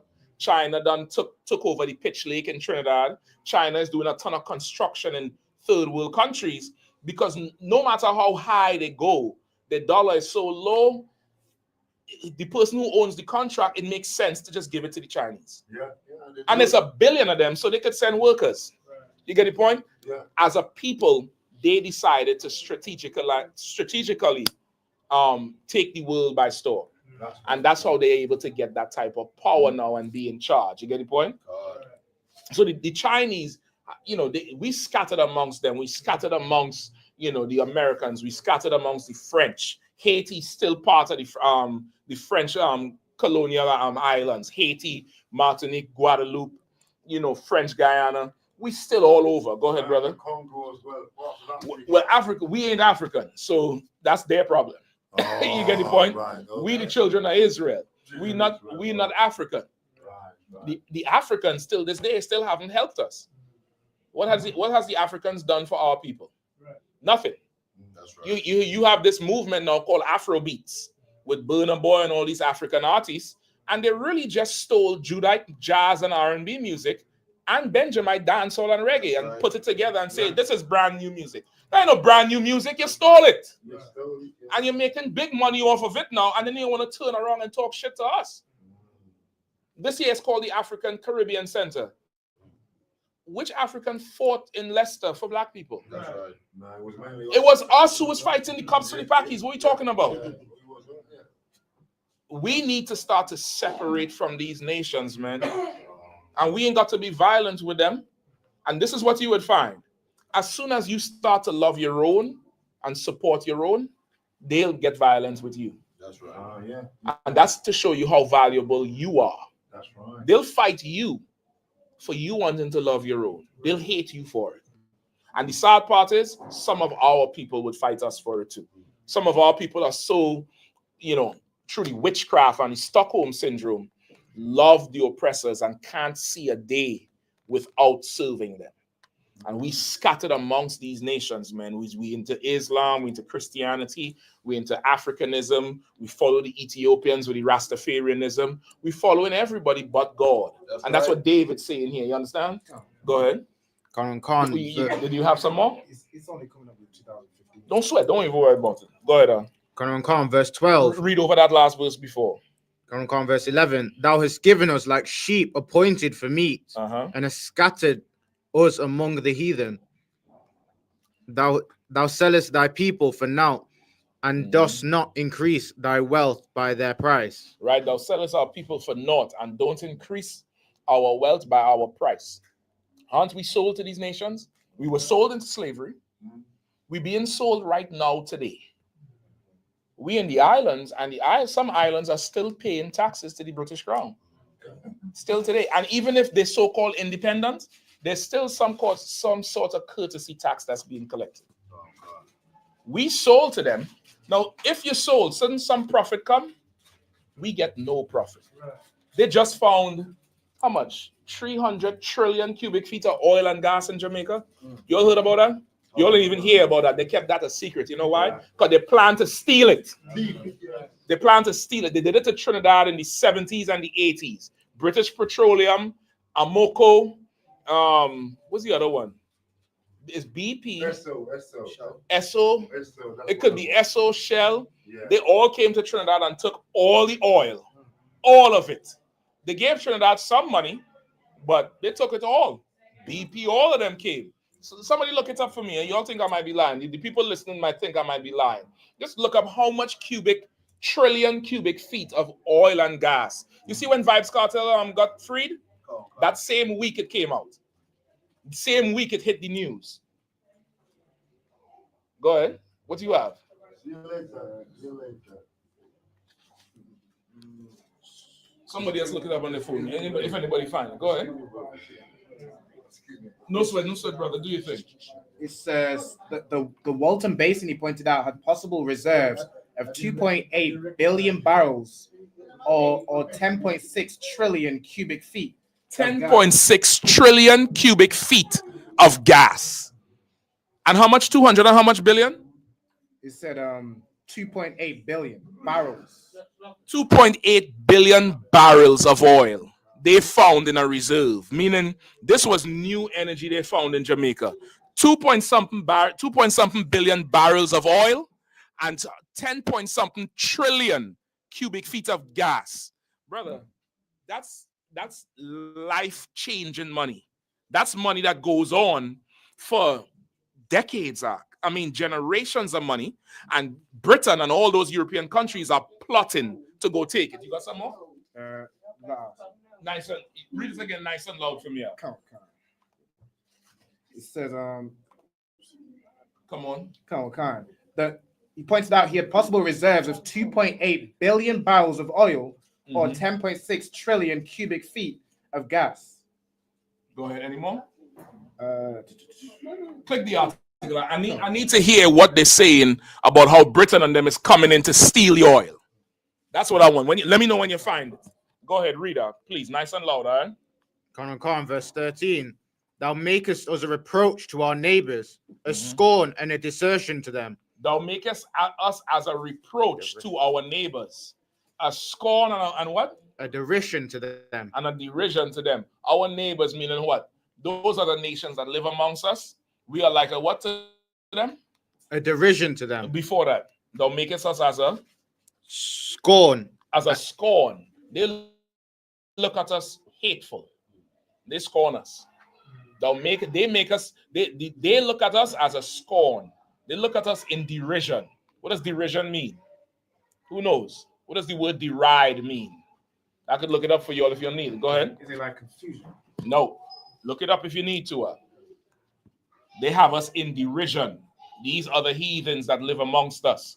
You go in the Asda, you go in all these, you go in the little corner store to buy meat, to buy shoes, to buy food, to buy a car. You're buying it from them. You go to a doctor. When was the last time you went to a doctor and they're from the Caribbean or they come from Caribbean parents? When was the last time you go to a damn solicitor or a barista and one of them is your people? Everything we go to, we got to go to them for it. And they talk to us a certain way. They treat us a certain way to let you know that we're not the same. They talk to you less. What do you have? Derision, contemptuous ridicule. Say it again. Contemptuous. Say it again. Contemptuous. Contemptuous. Contempt means a strong hatred. Contemptuous what? Ridicule or mockery. That's how the heathens look at us. In contempt and ridicule us with mockery. Which is why that sister got strangled down there in London. Which is why he felt it was okay. Like do you think the East Indian would have put his hands around a Jewish woman's neck so easy? Or a white woman? He would have thought twice about it. That's right. But they look at us and they be like, them just niggas, ain't nothing gonna happen. And they do to us anything. Like the brother Warren down there in Erdington. They jumped, 15 of them jumped him and his wife. His wife was pregnant. They kicked the sister in her back, all kind of thing, pull her out of the car. These little Palestinian boys and Pakistani boys. We went down there and told them about their self. That's right. Told them about their self. That's right. Because that's the condition we are in. It's time for us to separate from these heathens, man. Separate from them. We don't have to give them no love. You could have respect. Hey, how you doing? All right. But there's a boundary here. And just like they tell their kids about us, we should tell our kids about them. That's right. Because that's what fathers do. That's what the Bible says, right? The father's supposed to tell the family about what the Lord did for us. We should pass that on to our children. Keep reading. Khan, thou make us as a reproach to our neighbors, a scorn and a derision to them that are round about us. Verse 14, thou makest us a byword among the heathen. They'll make us a byword among the heathen. You know what's a byword? Slang. A dirty slang. Like these, don't study these little blackety niggas, something, whatever they call us. You get the point? They one of their words for us was color, meaning black. That the artist from Erdington missed. Being black took the word, like nigga, like how they used to call us nigga, took it and made it popular. He made Kala popular. Now everybody's Kala and Apna and Gula. And it's so popular because we say it. That's right. We better than them, man. We better than them. So this is the whole context of what David is running down. We done sinned against the Lord. David is saying we didn't. But if the Lord is not with us, we did. You get the point? But David is pleading to the Lord and begging him now to restore us and come back to us and give us glory because we suffering bad. And when you read it through, you realize it's what's going on now. It's what is going on now. And David was a mighty man suffering the same thing. We the same people in the same situation again. You get Robin? All right, we just about 10 minutes short of the time. Anybody else with any questions? Go ahead. Robin, I'm gonna send these two pictures to you, all right? I'm gonna need you to hold them to put them up because I want to read this before we finish. Go ahead, Al. Guy online, I'm not sure if it's in a scuff, whatever it says. Are you reading the Bible? Salaki, Mike. It says, are you reading the Bible or the Torah? Because the Bible is a white man's book. Okay, no, so I'll answer your question. The Torah is what the first 5 books of Moses, which would be the law. I'm reading the Bible in its entirety, which includes the Torah. The Bible is not a white man's book. That's right. You've learned from a white man. That's why you think that's true, but that's absolutely a lie. If the Bible is a white man book, then the Torah is a white man's book. Right. Cat don't make dog. That's right. If one is one, then part of it is the same one. You just don't understand the person. What's the person's name who asked it? It is a Black History Group. Black History Group. Tell me where you from. Let me put you in touch with the Israelite school at I.S.U.P.K in your city, so you could get brainwashed and unplugged from the matrix because you totally lost in the source. Go ahead, Rabban. I can send it to Facebook. All right. Anything else, Cap? That was that, sir. Any questions? Go ahead. The picture you sent to Rabban is the one you sent to me Thursday in class. Yeah. If it is, it's on, should be on there already. It's in the I.S.U.P.K UK Facebook, the messenger. I could just send it again to make sure. You know. You could check it and see if there's two. You can download somewhere if you want it back. Yeah, I definitely want it back. All right. But let me know if you found it. All right. So of course, he's asking. Anybody knows why he asked that? He or she? I don't know if it's a woman. Why they asked that question? If we're reading from the Bible or the Torah. Mike. Turn the thing to. Because the Jewish man only reads the Torah, so I believe that's probably why they're asking. That's what we think. But that's not why. I'm gonna tell you why. Anybody else knows? The whole class was about what? Mike? About black people standing up. And what? And coming back to our heritage, which is the scriptures. So he's trying to say, well, you nicely it up. The whole class was about separating ourselves from filthy heathens. That's right. And how they are less than us and we better than them. And we're going to rule. The whole class was about how much God prefers us.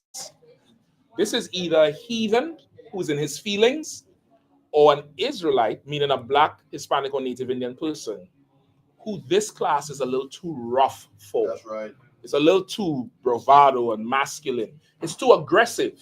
So surely you can't be reading from the Torah because the Torah isn't that aggressive. You got to be reading from the white man's because the white man's an animal. When the Torah said cut heads off. That's right. When the Torah said stone a whore to death. That's right. So what could be more aggressive than the law? But what we say in this person more than likely doesn't like. Maybe it's a genuine question of what you're reading from, possibly. But this is the topic. This is the spirit of Christ. Give me Luke 19. You'll know what I want. Austere man. Whoever knows where it is, find it for me.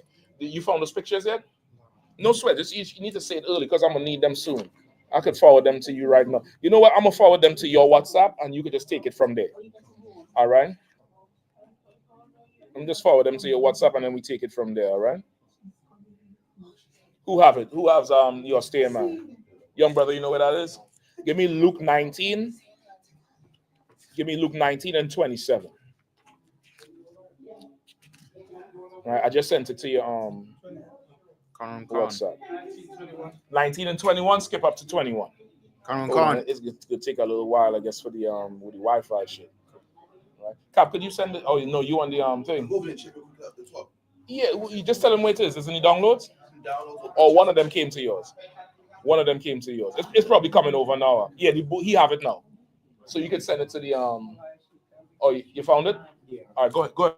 Read, please. Luke chapter 19, verse 21. Uh-huh. For I fear thee, because thou art an Austria man. All right. Read up to 19. Let's start at 19. And he said likewise to him, be thou also over 5 cities. Mm-hmm. And another came, saying, Lord, behold, here is thy pound, which I have kept laid up in a napkin. Right. So he told one brother, be thou over how many cities? 5 cities. 5 cities. Because what? This was the parable of the talents. Right. Let's get ready to be put up. All right. This was the parable of the talents, where one man, he left money for some servants. Each servant got 1 talent or one group of money. And one servant multiplied his own 10-fold. Another servant multiplied his own 8-fold, 5-fold. And he told each of the men, you have did well. Because you multiplied it 10-fold, you did something with what I gave you. You're going to be over 10 cities. You're going to rule over 10 cities. So now you get to be in charge of 10 cities and run 10 cities. That's power. You got people today shaving their face, shaving their head, putting on a suit and tie, trying to talk like the white man to get an office in the mayor's office. And they're happy with that. I want to rule the world, Negro. That's right. I want to decide who gets rice. And that's what I want to decide. Who gets water? No, he went to the last one. And the last one said what, 19 and 19? And he said likewise unto him, be thou also over 5 cities. Right, that's the one before, right? So he multiplied it 5 times. He said, you got 5 cities. Keep going. And another came saying, right, Lord, this is the last one. Go ahead. Behold, here is thy pound, which I have kept laid up in a napkin. After years, one of them came with the same pound, the same talent that the master gave to him. And he said, here, I've kept this for you for so long. This 1 little penny or 1 pound I've kept for you. In other words, this person did nothing with what their master gave them. Gave them something that had power. They could have went and flipped it. They did nothing. Keep going. Verse 21. For I feared thee, because thou art an Austria man. Austere man. Thou takest up that thou laidest down, not down, and reapest thou didst not sow. Right. So this person said, I kept this because I feared you, Lord. I feared you, Master. You are an austere man. You take up what you did not put down. Meaning what? You reap what you didn't sow. Meaning what? What happened to TikTok Bando? Yeah. Right? You reap what you didn't sow. What does that mean? What does that part mean? Oh, you realize it got banned after I explained the question, which is this is the truth. If I could, sir. Come on. Is he almost saying, so if you're saying you reap what you did not sow, it's like you expect other people to do the work for you? Or like that's the spirit in which he was saying it, which is disrespectful to say to your master. He's your master, he could take it. It's like your child saying, you always taking off my plate. Imagine you have a child, a 5-year-old, who you going out and slaving 40 hours for. Denying yourself to buy food for this little knucklehead. Paying the electric bill and the internet bill so this bastard could be up playing Roblox all night long. And then you pass and they have a bowl of, nuts or cookies and you take 2. You'll be like, you're so greedy. You always, this is mine. What are you thinking in that very moment? I know what I'll think. I'll tell you, because I think about it. I asked their mother, I said, talk to this little so-and-so here. Because I'll tie them by the tree out front and they could eat what falls from the tree. And then they could tell the tree is greedy. I put the cookies in your damn bowl. I could take what I want. That's right. I could take all, or I could let you have some. And you should let your children understand that. Maybe not as aggressive as I just said it, but if you teach them it from very young, they would understand that you have a right to everything because you're in charge. The fact that this servant said, I fear you because you're an austere man. You take up what you did not put down and you reap what you didn't sow. It means this servant didn't want to do no work because Christ was going to come back and take it anyway. And this is a bastard. This is a bastard right here. You're working for him. He went and died for your dumb ass. Excuse my language. The least you could do is work and give him whatever you work for. That's right. He gave you his life when he didn't need to die. That's right. But what he said here, Christ is an austere man. Somebody look up austere for me. Real quick. Austere.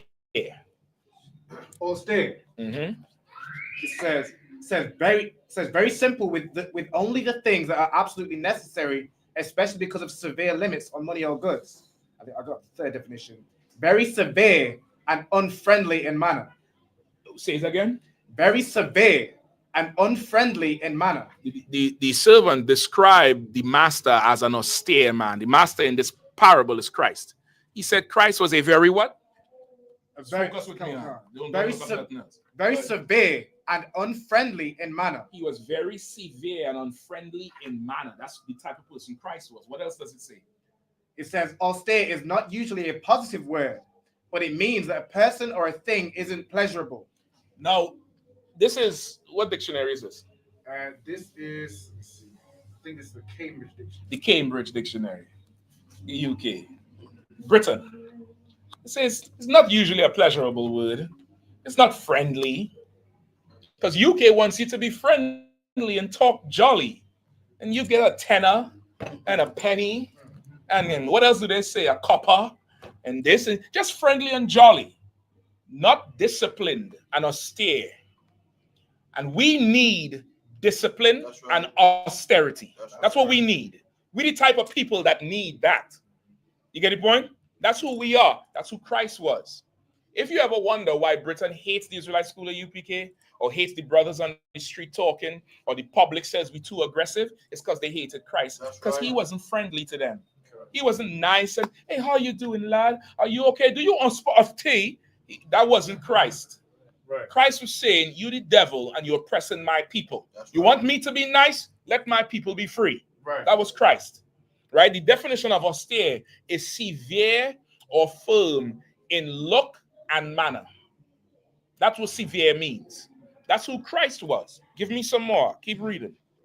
Verse 22. And he saith unto him, out of thine own mouth will I judge thee, thou wicked servant. Thou what? Thou wicked servant. Thou what? Thou wicked servant. What is a wicked servant? In a nutshell. A man that don't want to serve? A man that will not work. And what work am I talking about? This work of the Lord. Meaning, you come to the Lord and the Lord gives you the knowledge, the wisdom, his knowledge and wisdom, his spirit, and you don't want to work, you are a wicked servant. You're an evil servant. And he said, just by that, I'll judge you. And the Lord went on to say, you ain't getting nothing no more. And anything you have, since I'm so austere, and I would have taken what I didn't deserve, I'm taking everything you have and I'm giving it to the ones who do work. That's what Christ said. Now, let me give you some more about Christ. Historically, because people say the Bible is, fairy tale and Christ wasn't real. Let me give you some more. If you don't mind, I'm going to pass this mic to the brother here, all right? Pull up the picture, the cover of the book, all right? Now, this book here, you probably may not see it. Cap, if you had a picture, you could pass it around so they see it. This book here is called Medieval Europe, right? You read it out there, right? An introduction to medieval Europe. Right? From what year? From 300 to 1500. Right, from 300 to 1500. This was a historical record called An Introduction to Medieval Europe. Go ahead to the page, all right? Right, I have the book in DC. I'll send you all the ISBN numbers so you could buy a copy over here. It has some good historical facts in there. Now, this is what this book wrote about Christ. They had his, I'm going to let the book see. Go ahead. Hold on, let me see where you at.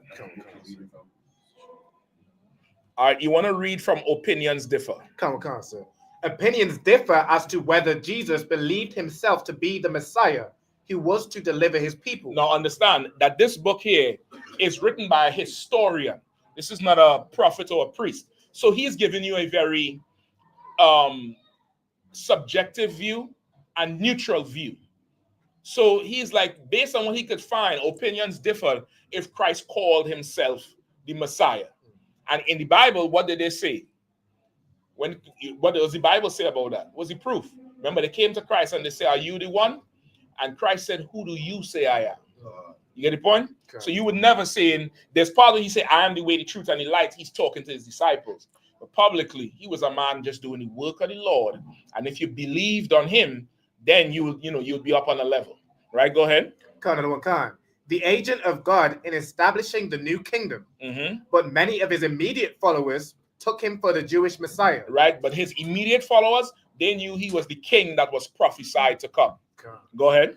Then, when at Jerusalem, he was first... Thus, when at Jerusalem, he was first publicly proclaimed as the inaugurator of the expected new era. You could read it a little slower. Read it one more time. Thus, when at Jerusalem, he was first publicly proclaimed as the inaugurator of the expected new era. Right? And because of this, because of what his immediate supporters believed, when Christ went to Jerusalem, because remember, he was born in Nazareth, grew up Bethlehem, moved all over the place. When he became grown and got to Jerusalem, they proclaimed him as the inaugurator of what? Of the expected new era. Meaning inaugurator, meaning the beginning of. They said, this nigga here is going to lead a revolution to a whole new era. He was going to be something, a change in the current way of doing things. Go ahead. And at this time, Jerusalem was under Roman occupation. Right? Go ahead. It was inevitable that he should be looked upon by the authorities. It was inevitable, meaning there was no other way that the authorities would see him. The Romans, as well as the government of Jerusalem. It was inevitable that Christ would be looked upon. Go ahead. As a dangerous. As a what? As a dangerous. As a what? Dangerous. Go ahead. And fanatical. And what? Fanatical. And what? Fanatical. Go ahead. Revolutionist. The Roman government and the Jewish government at that time looked at Jesus Christ historically as a dangerous and fanatical revolutionary. Now hand me that. That's a far cry from this little sissy bastard here. That's right. He don't look dangerous. He ain't look fanatical about nothing but little boys. Look like you can't leave a puppy around him. Right. He'll find some way to pleasure himself. Christ wasn't this bastard here. That's right. Say again, sis. Say again, sis. Yeah, I just want to find out what's the difference between that picture that you just showed us. Right. The difference is hand me this right here. Yeah, can you tell me well, do you represent it as Jesus? No, this is not Jesus Christ. Why is it a holy prophet? Nope. This here. Yeah. This here is a painting of a white man. A painting, and that's what I wanted to know. No problem. I'm gonna give it to you. That's just a painting of a white man. That's it. This is not Jesus Christ. Well, that's it. That's Jesus Christ is black me and you. No. Jesus Christ is a black man. I don't think Jesus Christ's picture look like that. Give her a hand. Give her a hand. If you had to paint Jesus, what would he look like? Yeah. What would he look like if you had to paint him? No. He would look like a black man. Not like this. No. Exactly. Give the sister a hand again.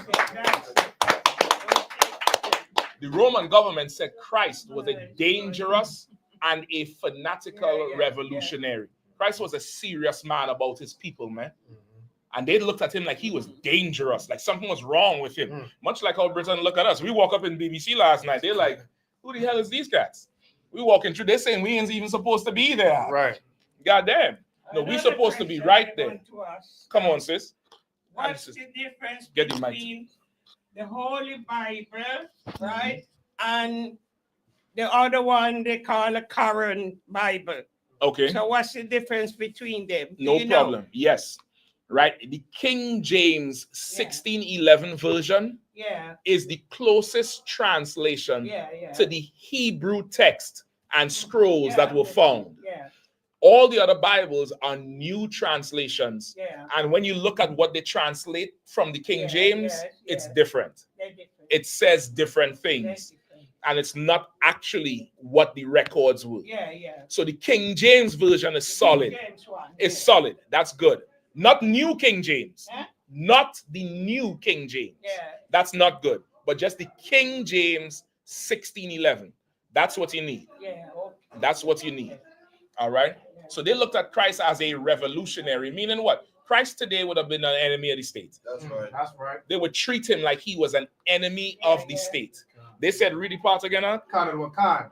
It was inevitable that he should be looked upon by the authorities as a dangerous and fanatical revolutionist. Go ahead. About to disrupt the well-established About order. to do what? About to disrupt. About to do what? Disrupt. When we go out to speak at Christmas time, we blaze and the stores come out, the store owners come out and say, you're disrupting the sales. Right. Please speak quieter. People, you're harassing people. We just read in the Bible. That's right. Christ came to do what? Disrupt the well-established order of things. The well-established order of things. And Britain has an order of things of how they do things. And it's garbage. It's trash. That's right. Our way of doing things is better. That's right. And we will make that right for our people. Britain don't have to accept it. That's fine. We don't give a damn about following you. But our people, they're going to follow this Bible. They're going to follow Christ. And we will be that revolutionist. And you could see us as dangerous if you want. You could hate us. We know you hated Christ. We understand you hated Christ because he was austere and you don't want to do no work and you don't want no accountability for it. And you don't want to go out there and be looked at like you're dangerous and fanatical. I want it. I want it. Not for a carnal reason, because I know me looking like that means my people have a future. If you look at me as I'm friendly to you and I'm a good citizen and you could, you be down with that, I know my people are going to suffer. I know that part. Keep reading. Come on. He was consequently arrested. He was consequently what? Arrested and crucified. Mm-hmm. The movement behind him did not die with him. No, that's it. And that's why we're here today. That's right. Christ was arrested because he was a dangerous and a fanatical revolutionary. Christ was going to disrupt the well-established order of things. And that's why they don't want black men to speak.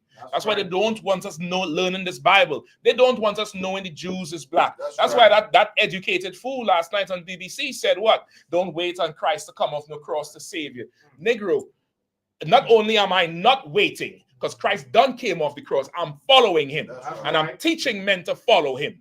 And these brothers done raised up and done married and had families and children because they follow Christ. That's right. That's who we follow, man. And you will look at us like we dangerous and fanatical and revolutionary too, because we follow him. And the movement didn't die with him. It lived. It lived. And he's living too. You don't like Christ because you really don't want to change.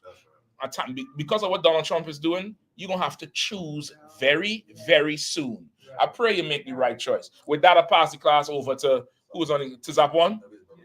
Say again? Oh, Salaki, I have one more thing to do before the class. Go ahead, Karathia. Pass it to Captain Karathia, all right? Okay. Mike? Come on. Quick announcement. Habaniga, please, you can stand. So we got this young man right here, came into school, was a young man, got his name, did his 90 days, coming all black, Go ahead. He became Trooper Habaniga. Go ahead in the back now. Salak, Robert, let me know if it's good. Come. It's good, yeah? Come. You need to move it back or it's good? Just keep it back a little bit. if you stand there, brother, if you could. I could raise it? Yeah. Talk to me. Come. So like this young brother right here, from Manchester, got his name, all black, did 90 days, Trooper Baniga, recently passed his officer's test, did excellent on his officer's test, and today, brother, you're no longer Trooper Habaniga, we're going to be Officer Habaniga, man, Keep my hand, man.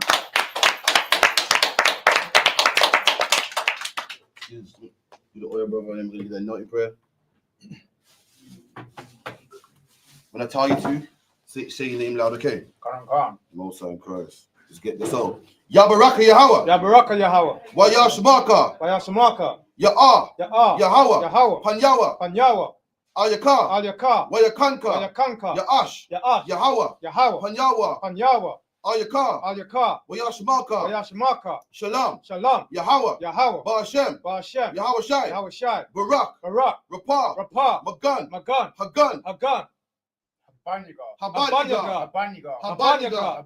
Habaniga. Ba'ashem Yahweh Shai. The water Aman.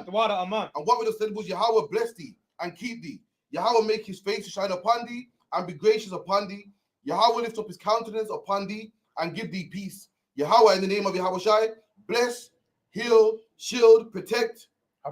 Habaniga. Oh man, with that, brother, man. That's right. Outside, guys. That's right. That's right. Outside, guys. Come on,